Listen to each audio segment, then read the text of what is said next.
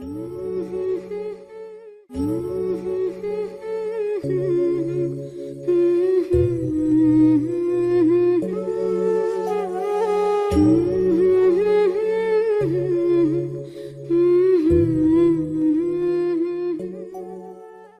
মতো একটা কুলাঙ্গার ছেলের জন্ম দেওয়াটাই আমাদের অনেক বড় ভুল হয়েছে। মায়ের মুখের এমন কথা শুনে নিলয় মুচকি হাসল। নিলয়ের হাসি দেখে ওর বাবা আরো রেগে গেল। তোর থেকে রাস্তার কুকুরও অনেক ভালো। তোর লজ্জা করে না এভাবে বাড়িতে বসে বসে খেতে? তোর বড় ভাই দেখছিস রাত দিন কত কষ্ট করে টাকা ইনকাম করে, আর তোর কোনো কাজ নেই, খালি কম্পিউটার নিয়ে পড়ে আছিস। নিলয় আবারও মুচকি হাসল। মায়ের থেকে কুলাঙ্গার আর বাবার থেকে রাস্তার কুকুর শুনে নিলয়ের মাঝে কোনো প্রতিক্রিয়াই নেই। সে নির্বাক কথাগুলো শুনে চলেছে। তোর কি একটু লজ্জা করে না? আর কত এভাবে থাকবি? কিছু করতে পারিস না তুই? তোর কি কোনো লজ্জা নেই? বেহায়ার মতো চলিস। মায়ের কথা শুনে নিলয় বলল, 1000 টাকা হবে? কম্পিউটারের হার্ড ডিস্কের সমস্যা হয়েছে, ঠিক করতে হবে। কুত্তার বাচ্চা, তোর টাকা চাইতে একটু লজ্জা করলো না? এতক্ষণ তোকে যে কথাগুলো বললাম সেটা কি কানেও নিস নাই? তোর পাটা দে ধরি, বাবা হয়ে তোর পা ধরে বলি টাকা নিস না আর। নিজে কিছু কর। তোর বড় ভাই দেখছিস কত কষ্ট করে। তোকে ছোট ছেলে হিসেবে পরিচয় দিতেই আমার লজ্জা করে। শিখেছিস তো দুটো কাজ, বন্ধুদের সাথে ঘোরা আর সারা রাত কম্পিউটার নিয়ে পড়ে থাকা। টাকা দিতে পারবে না যখন, তখন জন্ম দিয়েছিলে কেন? আমি কি বলেছিলাম আমাকে জন্ম দাও? আমি কি জানতাম তুই বড় হলে এমন হবি? তোর বড় ভাই দেখেছিস কত কিছু করে। প্রতিবারই একই কথা ভাল লাগে না মা। বড় ভাই কি এমন করে? ও মাসে 15,000 টাকার বেতন পায়, সে সব কিছু করেছে। 1000 টাকা দিতে বলেছি, টাকা দাও, না হলে। পুরো কথাটা নিলয় শেষ করতে পারেনি। কষে একটা চড় দেয় ওর আপু পেছন থেকে। নিলয়ের বড় বোন বিথি। সে নিলয়ের সামনে এসে চড় মেরেছে খুব জোরে। নিলয় গালে হাত দিয়ে বলল, চুপ করে আছিস কেন? তুইও শুরু কর, দে গালি দে। কুত্তার বাচ্চা, হারামি, কুকুর, জানোয়ার এসব বলা শুরু কর। নিজের মা বাবা যদি এমন গালি দেয়, তুই বোন হয়ে চুপ করে আছিস কেন? কিসের বাবা সে? 1000 টাকা দিতে পারে না, আবার সে হয়েছে পিতা। ওই রকম পিতার আমি, আর মা হয়েছে, তাই না? বড় ছেলেই তোমাদের। তুই কিন্তু বাবা মার সামনে গালি দিচ্ছিস। আমি কিন্তু তোকে আর একটা চট দেবো কালে। সারা তো ঠিকই বলেছে, কম্পিউটার সায়েন্স নিয়ে ইঞ্জিনিয়ারিং করেছিস, বেকার কেন বসে আছিস? আর বাবা মা, তোমাদের রোজ একই কথা ওকে বলতে হয় কেন? তোমাদের কি ও খুব জ্বালায়? আয় আমার সাথে। বিথি আপু নিলয়ের হাত ধরে ওর ঘরে নিয়ে যায়। ঘরের দরজা দিয়ে নিলয়কে বিছানায় বসায়। নিলয় কাঁদছে, তবে শব্দ করে নয়। চোখের এক কোণা দিয়ে পানি পড়ছে ওর। আজ সকালে মামা বসে চা খাচ্ছিল, আর ও যে টাকা চায়। 10 দিন আগেও সে টাকা নিয়েছে। আবার টাকা চাওয়ার জন্য সে এমন গালি শুনেছে মা বাবার কাছে। দেখ ভাই, তুই বড় হয়েছিস, মা বাবার সাথে এমন করে? নে ধর। বিথি আপা নিলয়ের দিকে 1000 টাকার নোট বাড়িয়ে দিল। নিলয় টাকার দিকে তাকিয়ে থাকে কিছুক্ষণ, তারপর বলে, টাকা লাগবে না। আরে ধর, তোর টাকা লাগবে আমাকে এসে বলতি কেন? মা বাবার কাছে টাকা যেতে গিয়েছিলি? জন্মটা তো ওরাই দিয়েছে, তাই না? প্রয়োজনটা তো ওদেরই মেটানোর কথা। বাদ দে, নে টাকা নে। আচ্ছা কি করবি বল টাকা নিয়ে? আমি টাকা নিব না, তোর টাকা তুই রাখ। আমি জানি সারাদিন রাতে সেলাই মেশিন চালিয়ে তুই টাকা জমিয়েছিস তোর পরীক্ষার অ্যাডমিশনের জন্য। সে টাকা আমার লাগবে না। আরে পাগল, আমার তো এখনো পরীক্ষার বাকি আছে, টাকাটা নে। নিলয়ের পকেটে টাকা গুজে দেয় আপা। নিলয় ওর আপাকে জড়িয়ে ধরে। আসলে আজকে নীরার জন্মদিন। নীরা ওকে ইনভাইট করছে জন্মদিনের। নীরা হলো নিলয়ের প্রেমিকা। 2 দিন আগে দেখা হয়েছিল ওদের। নীরা বলে, নিলয়, আমার জন্মদিন আসছে, প্রতিদিন তো বাদাম ভাজা ছাড়া আর কিছুই খাওয়াতে পারো না। কোনো রেস্টুরেন্টে গেলে খাবারের বিল আমাকেই দিতে হয়। তোমার মতো এমন ফিকিরনির ছেলের সাথে কেন যে রিলেশনশিপে জড়িয়েছিলাম কে জানে। না কখনো আমাকে গিফট দাও আর না কখনো কিছু কিনে দিয়েছো। নিরি, তোমার কাছে কি ভালোবাসাটা দামি রেস্টুরেন্টে বসে বেশি দামের খাবার কিনে খাওয়ার মধ্যে সীমাবদ্ধ? ভালো ভালো গিফট নিয়ে তোমার সামনে মেলে ধরাটাই কি ভালোবাসা? লোকাল বাসে নয়, বাইকে করে ঘুরে বেড়ানোটাই কি ভালোবাসা? দেখো নিলয়, এত লেকচার শোনার মতো সময় আমার নেই। ভালোবাসার সম্পর্কে জড়ালে হাত ধরে ঘুরতে হয়।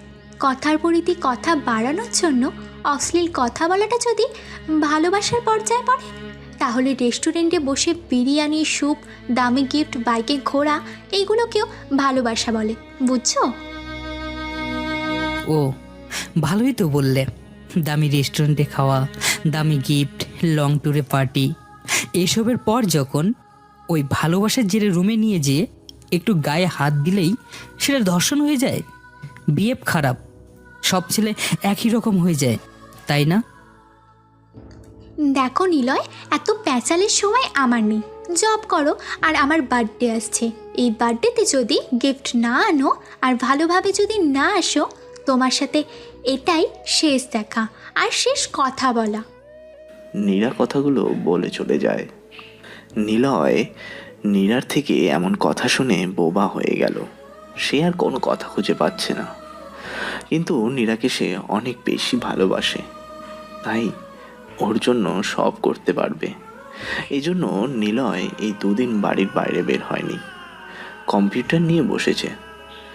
ওর কাছে 5,000 টাকা আছে, আর এই টাকা সে কম্পিউটার চালিয়েই পেয়েছে। কম্পিউটার ইঞ্জিনিয়ার আর সায়েন্স জানাতে সে হ্যাকটা খুব ভালো মতোই পারে।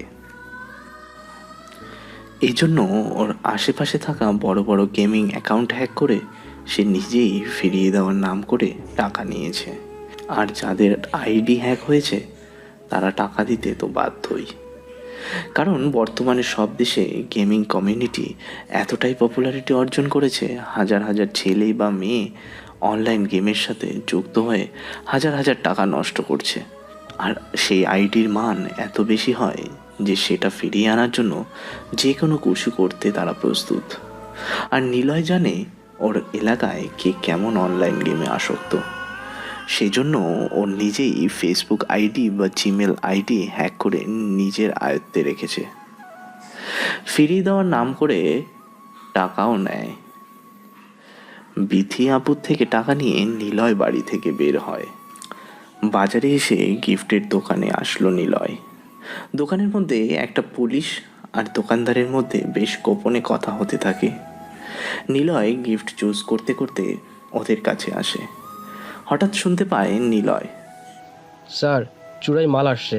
এই মাসে আমার অনেক। আপনি আগেরবার মাল খাই আর ঝামেলা করেছিলেন, এইবার যেন ঝামেলা না হয়। আচ্ছা ঠিক আছে, তবে এইবার মাল বেশি লাগবে, 4 লাখ টাকা লাগবে। আচ্ছা স্যার, আপনার অ্যাকাউন্টে পাঠিয়ে দিব। আপনার অ্যাকাউন্ট নাম্বার পাঠিয়ে দিন তো। দোকানদার কথাটা বলতেই পুলিশের বাটন ফোনে একটা ফোন আসে। উনি আর একটা স্মার্টফোন বের করে লক খুলে দোকানের কাছে দিয়ে বলল, স্যার ফোন করছে, আমি অ্যাকাউন্ট নাম্বার বের করে দিয়েছি, দেখে নে। আমি কথা বলে আসছি। পুলিশ চলে যায় বাইরে। নিলয় সাথে সাথেই দোকানের কাছে এসে ধাক্কা দেয়। হাত থেকে পুলিশের ফোন পড়ে যায়। নিলয় ফোন তুলে দিয়ে বলে, সরি, দোকানের জিনিস দেখতে দেখতে খেয়ালই করিনি। এই নিন আপনার ফোন।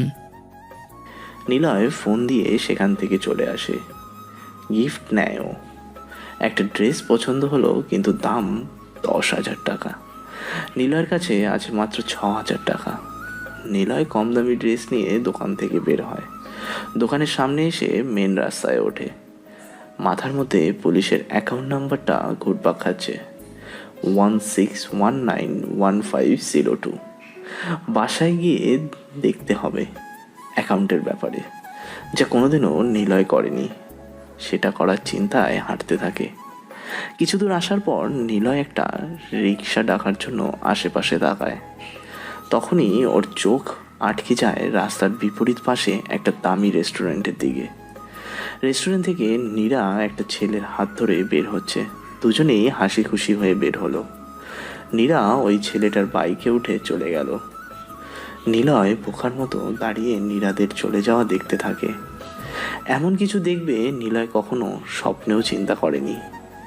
বারবার নিলয় নিজেকে বুঝিয়েছে, আমি চোখে ভুল দেখেছি, ওটা নীরা না তো, হতে পারে ওর মতো দেখতে কোনো মেয়ে। কিন্তু না, ওটা সত্যি নীরা ছিল। নীরার এভাবে অন্য ছেলের সাথে ঘোরা দেখে নিলয় বোবা হয়ে যায়। মামা কই যাবেন? ওঠেন রিকশায়। রিক্সা চালকের কথা শুনে ভাবনা থেকে ফেরেও। রিক্সা ডেকেছিল নিলয়, কিন্তু কখন যে রিক্সার সামনে এসে নিলয় খেয়ালই করেনি। নিলয় রিক্সায় উঠল, এরপর সোজা বাড়িতে চলে আসে। বাড়ির গেট খুলে নিলয় আসছে। ওর বাবা আদনান মাহমুদ চা খাচ্ছে। নিলয়কে আসতে দেখে ডাকলেন, নিলয়, এদিকে আয়। বলো। নে ধর, আমার প্রেসক্রিপশন ওষুধ এনে দে এখন। আমি এখন যেতে পারবো না, ভালো লাগছে না। কেন পারবি না? কাজ করে আসছিস নাকি? কি কাজ করে আসছেন আপনি? বাবা বললাম তো, আমি এখন যেতে পারবো না। আমাকে কেন বিরক্ত করছো? জীবনে অমানুষ ছাড়া তো কখনো কিছুই হোস নাই। অমানুষের মতো ব্যবহার তোর। বাবা একটা কথা বলেছে, সেটা না শুনে মুখের উপর কথা বলেছিস। আবার শুরু করেছো? একটু শান্তিতে থাকতে দিবা আমাকে তোমরা? বলি, পেটে বাতটা আসে কোথা থেকে? আমার পেনশনের টাকা আর তোর বড় ভাইয়ের টাকা দিয়ে সংসারটা চলছে। শান্তি খোঁজো, হ্যাঁ শান্তি খোঁজো। হ্যাঁ, 2টা টাকা আয় করার মুরদ নেই, উনি আসছে শান্তি খুঁজতে। বড় ভাই সব তোমাদের, তাই না? আমি তো কিছুই না। হওয়ার পর কেন আমাকে গলা টিপে মেরে ফেলোনি? আর হ্যাঁ, চাকরির জন্য তো চেষ্টা করছি। ঘুষ চেয়েছে 20 লাখ টাকা, দিতে পেরেছো? সেটাও তো পারোনি। তোর পিছনে 20 লাখ টাকা খরচ করলেও সব যে জলে যাবে সেটা খুব ভালো করেই জানি। সামনে থেকে যা। একেবারেই বলো বাড়ি থেকে চলে যেতে। তোমাদেরটা খাচ্ছি, বড় ভাইয়েরটা খাচ্ছি, কাজ করি না, চলে যাই। তোর মতো ছেলে চলে গেলে আমাদের ভালোই হবে। যাস না কেন? নিলয় দরজায় একটা লাথি দিয়ে ঘরে চলে আসে। প্রতিদিন বাড়িতে এমন ঝামেলা নিলয়ের আর সহ্য হচ্ছে না। সবসময় একই রকম। সকালে একবার খোটা, খাওয়ার সময় একবার খোটা। সবসময় মা বাবা এমনই করে থাকে নিলয়ের সাথে। নিলয় দরজা খুলে দিল। বিথি আপু ঘরে এসে বলল, দেখ নিলয়, তুই ঢাকাতে চলে যা। সেখানে কোনো হোস্টেলে থেকে চাকরি খোঁজার চেষ্টা কর। হোস্টেলে থাকার খরচ কে দিবে? আর কত করবি তুই আমার জন্য? তোরও তো ইচ্ছা আছে। আমি চাই না আমার মতো কুলাঙ্গার ছেলের জন্য কারো স্বপ্ন, কারো আশা নষ্ট হোক। বিথি আপু চলে গেল। নিলয় কম্পিউটারের দিকে তাকায়। কম্পিউটারটা ওর আপু কিনে এনেছে। অনেক কষ্ট করে একটা একটা জিনিস কিনে দিয়েছে ওর আপু। তবে নিলয় স্টুডেন্ট হিসেবে যথেষ্ট ভালো ছিল। কম্পিউটারের সব কিছু খুব তাড়াতাড়ি ও নিজের মধ্যে আয়ত্ত করে নিত। একবার যেটা দেখতো সেটাই ও শিখে নিত। একদিন ক্লাসে বসে থাকা অবস্থায় ওদের প্রিন্সিপাল স্যার নতুন ফোন আনে, আর সারাক্ষণ উনি ফোনের মধ্যে ডুবে থাকতেন। ক্লাসের এক বেয়াদব ছেলে ছিল, সে সবার সাথে বলে বেড়াচ্ছিল। নিলয় কথাগুলো শুনে মজা পেল। শেষের কথা শুনে নিলয় ভাবতে থাকে, কোনো স্মার্টফোন কিভাবে হ্যাক করা যায়? তথ্য কিভাবে আমার আয়ত্তে আনা যাবে? এটা কি আদৌ সম্ভব? অন্য কারো স্মার্টফোন হ্যাক করা যাবে কখনো?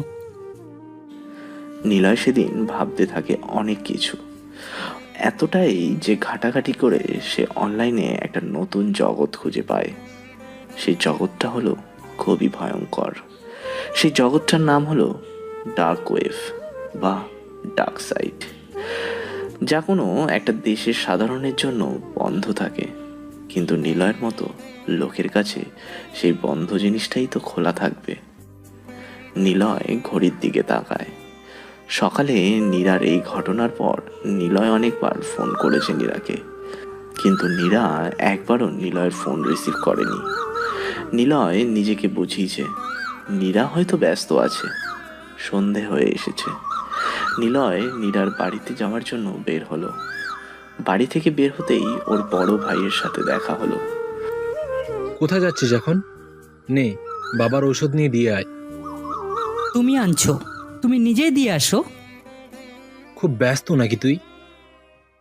না, ব্যস্ত না, তবে তাদের বড় ছেলেই তো সব, ছোট ছেলে কিছুই না। তো তুমি যাও। শোন, এমডি স্যার বলেছে প্রমোশন দেবে আমার। বড় পদে চলে গেলে বিয়েটাও করে ফেলবো তাড়াতাড়ি।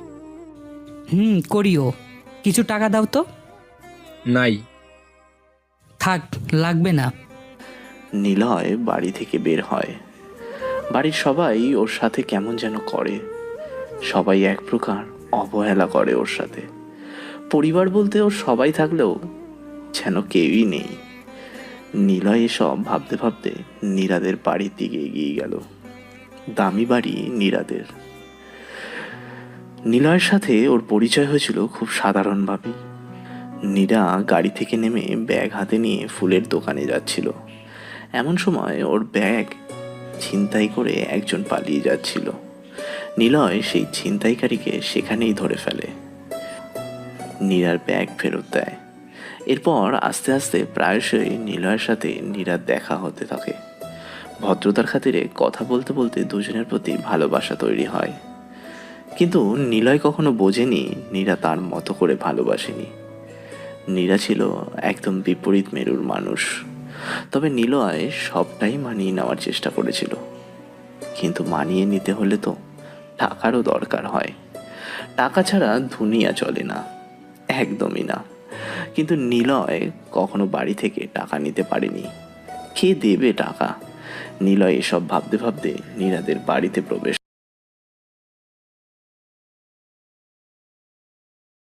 শাড়ি গহনা পরা মানুষগুলো নীরাদের বাড়ি ভর্তি করে ফেলেছে। সেখানে নিলয়ের কেনা ফুটপাত থেকে 350 টাকার শার্ট যেন এ বাড়ির ফ্লোর মোছার ময়লা কাপড়ের মতোই। নীরাকে ঘিরে অনেক লোকজন দাঁড়িয়ে আছে।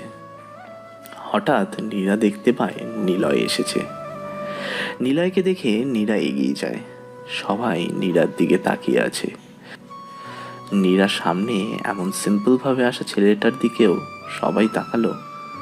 নীরা নিলয়ের হাত ধরে সবার সামনে চিৎকার করে বলল, হ্যালো এভরিওয়ান, আপনাদের সবাইকে আমি আমার একজন স্পেশাল মানুষের সাথে পরিচয় করিয়ে দেব। ও হলো নিলয়, আমার বয়ফ্রেন্ড। অবাক হচ্ছে নিশ্চয়ই? অবাক হওয়ার কিচ্ছু নেই। সে আমার লুজার ফিকিরনি বয়ফ্রেন্ড। আমার জন্য সে গিফট এনেছে, অনেক দামি একটা গিফট। আপনারা সবাই দেখতে চান? আচ্ছা ওয়েট, কী গিফট এনেছে দেখাচ্ছি। নিলয় নীরার এমন কথোপকথনে অবাক হয়ে তাকিয়ে থাকে। মন ফ্রেশ হয়ে থাকা নিলয়ের হঠাৎ করে অধিক অপমানে মন খারাপ হয়ে গেল। মাথাটা নিচু করে নিল। উপস্থিত সবাই যেন মজা নিতে থাকে, কারণ তারা সবাই টাকাওয়ালা ভদ্র সমাজের লোক। সেখানে নিলয়ের মতো একটা ছেলে তুচ্ছই মাত্র। নীরা নিলয়ের হাত থেকে গিফটের বক্সটা খোলে।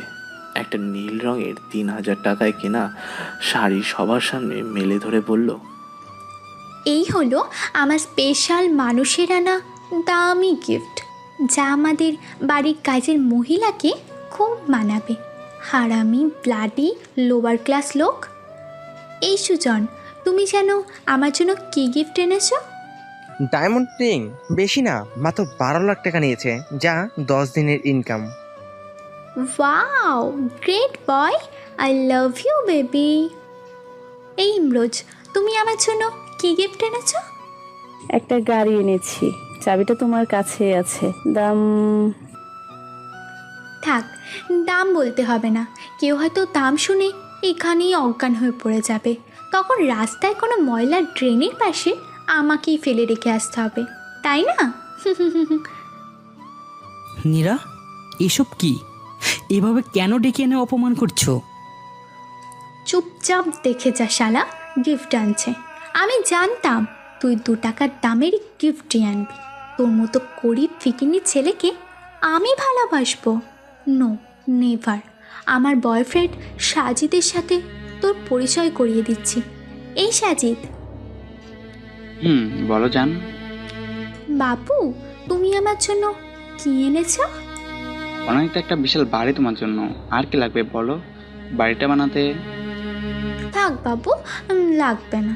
তুমি যে রিংটা আনছো সেটা পরিয়ে দেবে একটু, প্লিজ। নীরা নিলয়ের কানে কানে বলল, তোর মতো মানুষের এই পার্টিতে কোনো জায়গা নেই। তাকিয়ে দেখ, আমার পার্টিতে ওয়েটারদের পোশাকও আমার বাবা নিজে আনিয়ে দিয়েছে, দাম 10,000 টাকার উপরে। আর তোর গায়ে যে শার্টটা আছে বড় জোর 500 টাকা হবে না।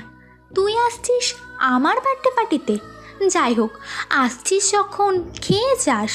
বলা তো যায় না তোদের মতো ফ্যামিলির লোক আবার এইরকম খাবারের গন্ধ শুকতে পাবে কি না, কে জানে। দেখো নীরা, আমার পরিবার নিয়ে একটাও বাজে কথা বলবে না। ও তাই নাকি? আচ্ছা, তুই খেয়ে যাস। যাওয়ার সময় তুই প্যাকেট করে তোর পরিবারের জন্যও নিয়ে যাস। এই ওয়েটার, লোকটাকে প্যাকেট করে অনেক খাবার দিয়ে বিদায় করে দিও। নীরা কথাটা বলে চলে গেল নিলয়ের সামনে থেকে। নিলয়ের কখন যে চোখ থেকে পানি গাল বেয়ে নিচে পড়ছে নিলয় নিজেও বুঝতে পারেনি। নিলয়ের কাছে এসে ওয়েটার বলল, চলুন আপনাকে খাবার। নিলয় ঠাস করে একটা চড় দেয় ওয়েটারকে। নীরা ওটা দেখে হাসতে থাকে। নিলয় আর সেখানে দাঁড়ালো না, বড়লোক বাড়ি থেকে বের হয়ে চলে আসলো। নিলয় হাঁটতে হাঁটতে একটা ল্যাম্পপোস্টের নিচে বসলো। চারপাশে কেউ নেই, কেবল দ্রুত গতিতে মাঝে মাঝে গাড়ি চলে যাচ্ছে। একটা কুকুর কিছুটা দূরে শুয়ে আছে। নিলয়কে আজ রাস্তার ওই অবহেলিত কুকুরের মতোই মনে হচ্ছে। টাকাই সব, এই দুনিয়াতে টাকার মূল্যই সব থেকে বেশি। নিলয় ছোট থেকে একটা কথা শুনে এসেছে, টাকা দেখলে যেন কাঠের পুতুলও হাঁ করে তাকিয়ে থাকে। নিলয়কে আজকে বুঝতে পেরেছে সেই কথাটার মানে। টাকার জন্য আজ ওর ভালোবাসাটা কুকুরের মতো পড়ে রইল। দুনিয়াতে সব মানুষই টাকার পেছনে ছোটে। ছুটতে ছুটতে সে একটা সময় ক্লান্ত হয়ে যায়। গরিব হয়ে জন্ম নেওয়াটা ভাগ্যের দোষ, কিন্তু দুনিয়াতে সবাই সেই ভাগ্যের দোষটা পাল্টানোর জন্য টাকার নেশাতেই ছুটে বেড়ায়। কারণ গরিব হয়ে মরাটা তো নিজের দোষ। নিলয় বসা থেকে উঠে দাঁড়ালো। নিজের এই দোষটা কখনো সে বয়ে নিয়ে বেড়াবে না। তারও টাকা চাই, তবে সে টাকার পেছনে ছুটবে না, টাকাই ওর পেছনে ছুটবে। এতদিন সে যা করেনি সেটাই করবে। অন্যের টাকা সে নিজের করে নেবে। কথাগুলো ভাবতে ভাবতে সে হাঁটতে থাকে। তখনই ফোন বেজে ওঠে ওর। তাকিয়ে দেখে ওর আপু বিথির কল। নিলয় রিসিভ করে। ভাই কোথায় তুই? বাবাকে হাসপাতালে নিয়ে এসেছি, তুই জলদি আয়। নিলয় পকেটে ফোন খুঁজে দৌড়াতে থাকে হাসপাতালের দিকে। এমনটা হবে নিলয় ভাবেনি কোনোদিন। যখন খারাপ সময় আসে তখন সব একসাথেই আসে। নিলয় দৌড়তে থাকে। হাসপাতালে এসে পৌঁছায়। খোঁজাখুঁজি করে কেবিনের সামনে এসে দাঁড়ায় ও। বিথি আপু এসে নিলয়কে জড়িয়ে ধরে। কি হয়েছে বাবার? ভাইয়া ওষুধ আনছিল, কিন্তু দেরি হয়ে যায়। বাবার তো সকাল আর দুপুরে ওষুধ খাওয়ার কথা, কিন্তু ছিল না। তোকে এনে দিতে বলছিল, আনিস নাই, এর জন্য বাবা অসুস্থ হয়ে গেছে। কিছু সময় পর ডাক্তার বের হলো। সবাই ডাক্তারের সামনে গিয়ে বলল, কি হয়েছে ওনার? ডাক্তার সবার দিকে তাকিয়ে বলল, দেখুন, আপনাদের আর কতবার করে বলবো, ওনার 2টো কিডনি ড্যামেজ হয়ে যাচ্ছে দিন দিন। যে কোনো মূল্যে একটা কিডনি দিতেই হবে, নাহলে ওনাকে বেশি দিন বাঁচানো যাবে না। আর সেই অপারেশন করতে গেলে টাকাও লাগবে। আপনারা দ্রুত কিছু একটা করুন, একদিনের মধ্যেই কিডনির ব্যবস্থা করুন, নাহলে ওনাকে আর বড় জো 4 দিন বাঁচানো যাবে। ডাক্তার সাহেব কথাগুলো বলে চলে গেল। নিলয়ের মা আঁচল চেপে কান্না করছে। বড় ছেলে এসব দেখে চলে যায়। নিলয় বলল, আপা, তুই মাকে দেখে রাখ, আমি ডাক্তারের সাথে কথা বলে আসি। তুই কোথায় যাচ্ছিস? তুই এসব বুঝবি না, তুই বরং মার সাথে থাক, আমি যাচ্ছি। না, তুই থাক। নিলয় চলে আসে সেখান থেকে। ডাক্তারের কেবিনে গিয়ে বসলো। ডাক্তার বলল, আপনি দেখুন ভাই, কিডনির প্রধান রোগ নেফ্রোটিস বা নেফ্রোটিক সিনড্রোম, যা কিডনির ছাঁকনি বা ফিল্টার মেমব্রেনকে ক্ষতবিক্ষত করে। এই কারণে শরীর থেকে আত্মবশ্যকীয় প্রোটিন বেরিয়ে যায়। দুটো কিডনির 90% সকেজ হওয়ার পরই শুধু ডায়ালিসিস বা কিডনি সংযোজনের মতো চিকিৎসার প্রয়োজন হয়। মানে পরিবারের কেউ ওনার বি পজিটিভ রক্তের সাথে মিল হলে তিনি একটি কিডনি দিতে পারবে? আমার রক্তের গ্রুপ সেম ডাক্তার, আমি কিডনি দেবো একটা। তবে একটা কথা অনুরোধ, আমার কথা কেউ জানবে না, বলবেন কিডনি কেউ একজন দান করেছে। আপনি এই অনুরোধটা রাখুন প্লিজ। আচ্ছা আচ্ছা ঠিক আছে, আপনি চলুন।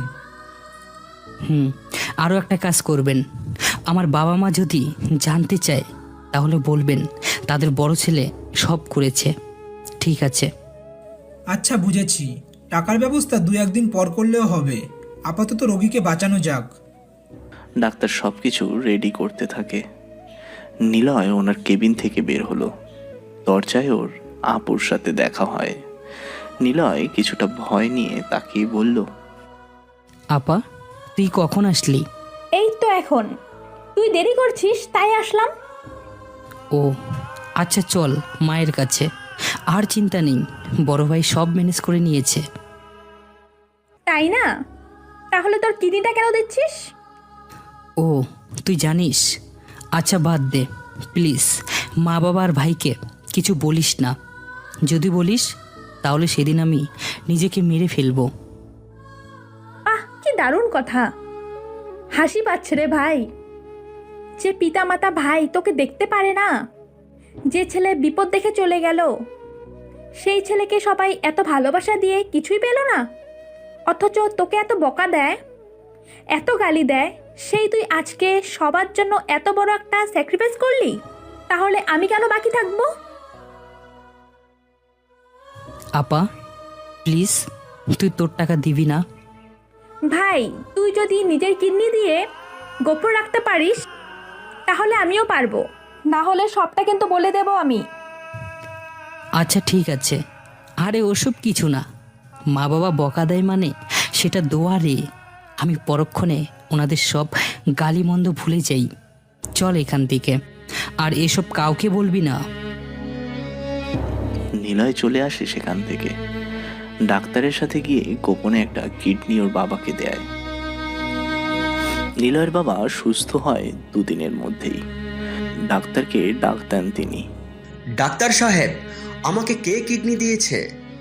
ডাক্তার বিথি আপুর দিকে তাকায়। বিথি আপু ইশারায় না করে দিল। ডাক্তার বলল, আসলে একজন কিডনি ডোনেট করেছে, আর টাকা বা সব কিছুর ব্যবস্থা আপনার বড় ছেলে করেছে। জানতাম সেই সব করবে। ছোটটা হয়েছে তো বেওড়া, কুলাঙ্গার, অপদার্থ। তার তো কোনো চিন্তা হয় না আমাদের জন্য। সে কি দেখতেও আসেনি, তাই না? দরকার নেই ওর মতো ছেলের। নিলয়কে আমার ছেলে বলে পরিচয় দিতেও লজ্জা করছে এখন। বাবা, তুমি এখন বাড়িতে যেতে পারো। ডাক্তার বলেছে বাড়ি নিয়ে যাওয়া যাবে। আদনান সাহেব বাড়িতে আসে। 2 দিন হলো নিলয় বাড়িতে আসছে না, কারণ সে হাসপাতালের বেডেই আছে। প্রচণ্ড দুর্বল লাগছে তার। নীরার কথা খুব মনে পড়ছে নিলয়ের। নিলয় কোথায় থাকে? সে অপদার্থটা বাড়িতে আসবে না নাকি? আদনান সাহেব সকালে চা খেতে খেতে কথাটা বলল। বিথি আপু ঘর থেকে বেরিয়ে বাবার কাছে গিয়ে দাঁড়ালো। ওনাদের বড় ছেলে নিবিড় বাজার নিয়ে বাড়িতে এসে দাঁড়াতেই আদনান সাহেব বলল, আমার বড় ছেলে হলো সোনার টুকরা, আর ছোটটা হয়েছে বেয়াদব, অপদার্থ। বাবা, আমার প্রমোশন হয়ে গেছে, আমি ম্যানেজার হয়েছি। বাহ, খুব খুশির সংবাদ। বাবা, নিলয় আসছে। নিলয় আজ 2 দিন পর হাসপাতাল থেকে বের হলো। সোজা বাড়িতে আসলো। ওর কোনো দিকে না তাকিয়ে নিজের ঘরের দিকে দুর্বল পায়ে হেঁটে যেতে থাকে। আদনান সাহেব নিলয়কে ডাকলেন। নিলয় কাছে গিয়ে দাঁড়ায়। বাড়ির সবাই একসাথে বসে আছে। বিথি একটা টুল এনে নিলয়কে দেয়। নিলয়ের বাবা বলল, কি ব্যাপার বিথি, তোর বড় ভাই দাঁড়িয়ে আছে আর তুই নিলয়কে বসার জন্য টুল এনে দিলি কেন? নিলয় সেটা ভাইয়ের দিকে এগিয়ে দিয়ে চুপচাপ দাঁড়িয়ে থাকে। ওর বাবা আদনান সাহেব বলল, হয়েছিস তো একটা অকর্মণ্য। আমি যে মরে যাচ্ছিলাম সেসব তুই কি খেয়াল রাখিস? তুই কি জানিস? না। ও, তা জানবি কেন? তোর তো আমাদের জন্য কোনো চিন্তা হয় না। তোর থেকে পশুরা অনেক ভালো, খাবার পেলে সেখানেই থাকে। আহ বাবা, কি বলো এসব? আচ্ছা শোন, তোর ভাইয়ের প্রমোশন হয়েছে, দেখ, দেখে কিছু শেখ। সে তো তোমাদেরই ছেলে, আমি তো কেউই না। সব ভালো ওরই হবে। বাবা, আসলে এসেছি। জানি তো, আমাদের দোয়া নিতে এসেছিস। আরে বাবা, আমাদের দোয়া তো সব সময় তোর সাথেই আছে। আসলে বাবা, আমি এসেছি বলতে মানে এমডি স্যারের মেয়েকে আমার সাথে স্যার বিয়ে দিতে চায়। কথাটা বলতেই। ও, এই কথা? সমস্যা নেই, বিয়ে হবে। এটা তো আরো খুশির সংবাদ। নিলয় সেখান থেকে চলে গেল। ও আর দাঁড়িয়ে থাকতে পারছে না। বিছনায় গিয়ে ও শুয়ে পড়ে। মাথার মধ্যে নীরার কথাগুলো এখনো ঘুরপাক খাচ্ছে। টাকার পেছনে মানুষ কিভাবেই না ছোটে, কিন্তু নিলয়ের পেছনে টাকা ছুটবে। নিলয় ঘরের দরজা বন্ধ করে দিল। কম্পিউটারটি অন করলো। এতদিনে সে কম্পিউটার ভালো কাজের জন্যই ব্যবহার করেছে, কিন্তু আজ থেকে সে আর এটা ভালো কাজের জন্য ব্যবহার করবে না। কম্পিউটার অন করে কিছু সময় চুপচাপ বসে কম্পিউটার স্ক্রিনে তাকিয়ে থাকলো। মনে মনে মুচকি হাসলো। সে এখন চুরি করবে, তবে কারোর বাড়িতে বা স্থানে গিয়ে নয়। সে চুরি করবে ঘরে বসে। সে হ্যাক হয়ে অন্যদের টাকা নিজের অ্যাকাউন্টে চুরি করে নেবে। সে আর দেরি করলো না। নিজের আইপি অ্যাড্রেস গোপন রেখে ডার্ক ওয়েবে প্রবেশ করলো। ডার্ক ওয়েব হলো এমন একটা সাইট যেখানে অন্যের সব তথ্য, অ্যাকাউন্ট থেকে শুরু করে একদম ব্যক্তিগত সব তথ্য হ্যাক করে হ্যাকার নিজের কবজায় নিতে পারে। তাই প্রথমত নিজের আইপি অ্যাড্রেস জানতে হবে। নিলয় সব রকম ব্যবস্থা করলো। থানার দারোয়া সিরাজ মিয়ার ফোন সবসময় ওয়াইফাই কানেক্টেড থাকে, এই জন্য ওনাকে সব রকম সোশ্যাল মিডিয়াতেই অনলাইন দেখা যায়। কারোর সকল প্রকার তথ্য বা ইনফরমেশন এই আইপি অ্যাড্রেসে জমা হয়। নিলয় ডার্ক ওয়েবে প্রবেশ করে যে কোনো একটা সাইটে গিয়ে সব রকম পদ্ধতি কমপ্লিট করে। একটা নিউ ইউআরএল কপি করে সিরাজ মিয়ার ফোনে পাঠালো। সিরাজ মিয়া তখন থানায় বসে আছে। চায়ের সাথে গোপনে সিগারেটও খাচ্ছেন তিনি। হঠাৎ ওর ফোনে মেসেজের টিউনের মতো নোটিফিকেশন বেজে উঠল। উনি চা রেখে ফোনে হাত দিলেন। ফোনের শাটার টেনে দেখলেন নোটিফিকেশন বারে একটা নতুন কোনো লেখা শো করছে। উনি কৌতূহলী হয়ে সেই লেখাতে ক্লিক করে একটি সাইটে প্রবেশ করলো, কিন্তু সেই সাইটে কিছুই নেই। উনি 5 সেকেন্ড পর সেখান থেকে বেরিয়ে আসলেন। মনে মনে গালি দিয়ে বললেন, উত্তর বাচ্চারা খালি অহেতুক মেসেজ কল দিয়ে জ্বালাতন করে, ওদের জ্বালায় শান্তি নেই। ইউটিউবে কিছু দেখলেও অ্যাড শেয়ারের ঠেলায় কিছুই দেখা যায় না, আবার শান্তিতে একটু গান শুনবো এখানেও সমস্যা। এদিকে নিলয় মুচকি হাসলো। সে ওর এক্সেস লিঙ্কে ক্লিক করে। একটা পেজ শো করে। পেজের নিচের অংশে এসেই নতুন ক্লিক করা সিরাজ সাহেবের তথ্য এসে যায়। সিরাজ সাহেব একটি কল গার্লের সাথে ইমোতে মেসেজ সেক্স করছে। মেয়েটার সাথে সিরাজ সাহেব কথা বলছে। আজ রাত 10টার পরে আসবো, বুঝলি? রেডি থাকিস। আপনি টাকা দেওয়ার সময় আমার সাথে 2 নাম্বারই করেন। আরে এবার বেশি দেবো, সারা রাত থাকিস। তোর খাইতে যে কি মজা। নিলয়ের কম্পিউটারে সব কিছু শো করছে। নিলয় সেগুলো কালেক্ট করে। সিরাজ মিয়ার একটি কল আসলো। বউ নামে নাম্বার সেভ করা। সিরাজ মিয়া কল রিসিভ করে। বউ বলো, এই সময় কল দিলে কেন? আরে শোনো, আমি তো বাপের বাড়ি আছি, কিছু টাকা লাগবে, তোমার কার্ডটা পাঠিয়ে দাও, ব্যাংক থেকে টাকা তুলবো। আচ্ছা বউ, পাঠিয়ে দিচ্ছি, পাসওয়ার্ড লিখে নাও। উত্তেজিত হয়ে বসে। বহু বছর ধরে এই বিষয়ে পড়াশুনো করেছে ও।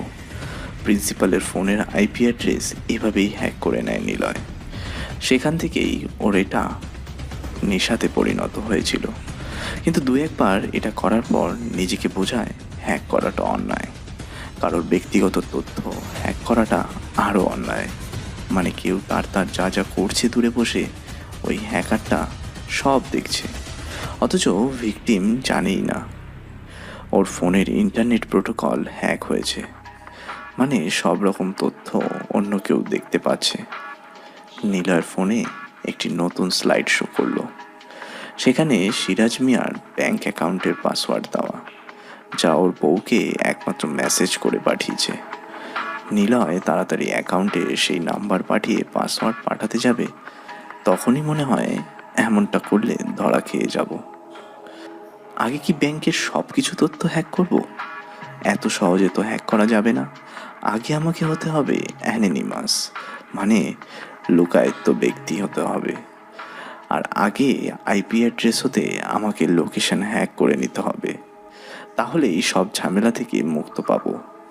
নিলয় সিরাজ মিয়ার ফোন কলের কনভারসেশন শুনতে পেল। সিরাজ মিয়া বলছে তার বউকে, বউ, অ্যাকাউন্টে 30 লাখ টাকা আছে, ব্যাংক থেকে তোমার যতটুকু লাগবে নিয়ে নাও। জানোই তো ছোট চাকরি, একটু খুশ না খেলে কি আর টাকা হয়? আমাদের ছেলে মেয়েও বড় হচ্ছে, তাদের তো দেখে রাখতে হবে, তাই না? আরও কিছু সময় প্রেম আলাপ করে সিরাজ মিয়া ফোন কেটে দেয়। নিলয় ভেবেছিল সিরাজ মিয়ার ব্যাংক অ্যাকাউন্ট হ্যাক করা লাগবে, কিন্তু না, এত সহজে সব কিছু পেয়ে যাবে নিলয় ভাবতেই পারেনি। তবে সরাসরি ব্যাংক অ্যাকাউন্ট হ্যাক করতে হবে, আর সেটা খুব গোপনেই। নিলয়, দরজা খোল।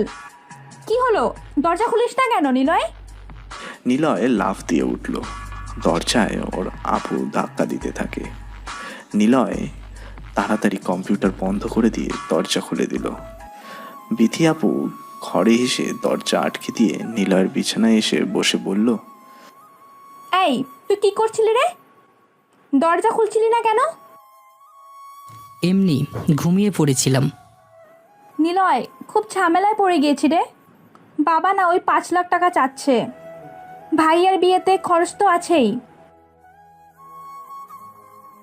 ও আচ্ছা, সমস্যা নেই, টাকা চলে আসবে।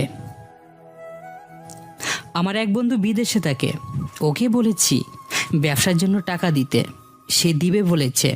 সেখান থেকে তোকে টাকা দিয়ে দিব। তাহলে তুই ব্যবসার জন্য টাকা কই পাবি? ঢাকাতে যাব, সেখানে এক বন্ধু কাপড়ের ব্যবসা করে, ওর সাথেই থাকবো। কিছু টাকা দিয়ে পার্টনার হব ওর ব্যবসার, হয়ে যাবে। কি, তুই কম্পিউটারের ইঞ্জিনিয়ার হয়ে কাপড়ের ব্যবসা করবি, তাই না? এখানে আর থাকবো না, নিজেকে তো বাঁচতে হবে, তাই না? আর আমি চাই না ওনারা এসব জানুক। বাবা যেদিন বাড়ি থেকে তাড়িয়ে দিবে সেদিন সত্যিই চলে যাব। হয়েছে, থাম। খাবার আনছি তোর জন্য, খেয়ে নিবি। বাবা মার কথায় রাগ করিস না। বিথি আপু চলে গেল। নিলয়ের সেসবে কোনো খেয়াল নেই। ও কিভাবে টাকাগুলো তুলবে সেই চিন্তাই করছে। অ্যাকাউন্ট থেকে তুলতে গেলে তো আমাকে সিসিটিভি ক্যামেরা দেখা যাবে। আচ্ছা, সিসিটিভি ক্যামেরা কি হ্যাক করা যাবে? ভাবতে হবে আমার। ফুটেজ ডিলিট করে দিতে পারবো কি তাহলে? কিন্তু কিভাবে আমি ক্যামেরার ফুটেজ হ্যাক করব? একা এত কিছু করা সম্ভব না। আমাকে খুঁজে বের করতে হবে বড় বড় হ্যাকারদের। কিন্তু আমাকে আগে এই টাকাগুলো নিতেই হবে। কিন্তু কিভাবে? আচ্ছা, আমি যদি বাস্তবেও নিজেকে লুকিয়ে মাইন্ড গেম খেলি তাহলে কেমন হয়? কেমন হয় যদি সিরাজ মিয়াকে হ্যাকার কোড দিয়ে কল করে ওর ব্যক্তিগত সব তথ্য দেখিয়ে ব্ল্যাকমেল করে টাকাগুলো হাতিয়ে নিই? এটাই মাস্টার মাইন্ড গেম। তবে এর জন্য আমাকে সোশ্যাল ইঞ্জিনিয়ারিং হতে হবে। সোশ্যাল ইঞ্জিনিয়ার মানে হলো আমাকে কলগার্ল হিসাবে সিরাজকে মেসেজ করতে হবে, আর সে আমার ফাঁদে পা দিয়ে আমার পাঠানো সব লিঙ্কে ক্লিক করতে থাকবে। তখন আমিও সব কিছু জেনে যাব খুব সহজে। নিলয় চেয়ারে বসে হেলান দিয়ে কথাগুলো ভাবছে। বসা থেকে উঠে দাঁড়ায়, লম্বা একটি কোট বানায় ওর আপুর সেলাই মেশিন দিয়ে। ওর আপু এই সব কিছুর জন্য নিলয়কে অনেক প্রশ্ন করলেও নিলয় কিছু না বলে নিজের মতো করেই কাজ করছে। শেষে বিথি আপু বিরক্ত হয়ে নিলয়ের থেকে দূরে চলে যায়। নিলয় কালো হুডওয়ালা লম্বা কোট বানায়, কালো প্যান্ট ম্যানেজ করে, মুখে একটি হ্যাকার টাইপ মাস্ক বানিয়ে পরে নিয়ে চেক করলো, একদম পারফেক্ট আছে সব কিছু। এবার সিরাজকে একটা ব্ল্যাক নাম্বার থেকে কল দিতে হবে। নিলয় যখনই কল দিতে যাবে ওর বাবা ওকে ডাক দেয়। নিলয় সব কিছু একটি ড্রয়ারে রেখে দেয়। কম্পিউটার অফ করে বাবার কাছে দুর্বল শরীর নিয়ে এগিয়ে যায়। ওর বাবা নিলয়ের দিকে বিরক্ত দেখিয়ে তাকিয়ে বলল, সারাক্ষণ ঘরে বসে কম্পিউটার চালানো ছাড়া তোর কি কোনো কাজ নেই? আর গা থেকে কাপড়ও খুলছিস না, সেই সকাল থেকে একই কাপড় পরে আছিস। কি সমস্যা তোর? হ্যাঁ, কি সমস্যা তুই আমাকে একটু বলবি? হাসপাতালে আমাকে না দেখতে যে কোথায় ছিলি? বাবা, ওর সাথে তুমি সবসময় কেন জোর গলায় কথা বলো? তোর আদরের জন্য ও এমন হয়েছে। কুলাঙ্গার জন্ম দিয়েছি একটা। আগে যদি জানতাম এমন পেয়ারা হবে এই কুত্তার বাচ্চাটা, তবে হওয়ার পরেই গালে লবণ দিয়ে মেরে ফেলতাম। হ্যাঁ, মেরে ফেলতাম। নিজেই কুত্তা, এই জন্য আমাকে বারবার কুত্তার বাচ্চা বলো, তাই না? নিলয়ের মা সাথে সাথে নিলয়ের গালে কষে একটা চড় বসিয়ে দিল। নিলয় মুচকি হাসতে থাকে। আদনান সাহেব নিলয়কে গালি দিয়ে বলতে থাকলো, তোর মতো ছেলের আমার দরকার নেই। আমার বড় ছেলেই ভালো। তুই মরে গেলেও আমরা কখনো দেখতে যাব না। আর আমরা যদি আগে মরি, তুই দেখতে আসবি না কখনো, বলে দিলাম। কখনো তুই দেখতে আসবি না। বড় ছেলে না থাকলে মরেই যেতাম। সারাক্ষণ বড় ছেলে করো। তুমি জানো তোমার বড় ছেলে? আপা, আমার বড় ছেলে কি? না, কিছু না, অনেক ভালো। সে না থাকলে আজকে তোমাকে আমার সাথে দেখতাম না। ভাইকে অনেক ধন্যবাদ, তোমাকে টাকা দিয়ে সব কিছু করেছে। দেখতে হবে তো ছেলেটা কার। আর নিলয়, তুই আমার সামনে আসবি না। বাড়ি ছেড়ে চলে যা। তোর মতো তুই থাক, তোর লজ্জাও করে না? বড় হয়ে নিজের কামাই না করে অন্যেরটা খাচ্ছিস। আরে যা যা যা যা, তোর আশা না আশা সমান। নিলয় বাড়ি থেকে বের হলো। আপুর পাঠানো খাবার খেয়ে কোনো রকমে সাইকেল নিয়ে বের হলো নিলয়। হাঁটলে তলপেটে ব্যথা অনুভব করতে হচ্ছে খুব। সাইকেলটাও খুব ধীর গতিতে চালাচ্ছে। পিঠ আর পেটে অনেক ব্যথা হচ্ছে ওর। তবুও কোনো রকম সাইকেল চালিয়ে নীরাদের বাড়ির সামনে এসে দাঁড়ালো। রাস্তার পাশে চায়ের দোকানে ঝাড়নে বসলো নিলয়। এমন সময় এখান থেকে ওর বাড়ি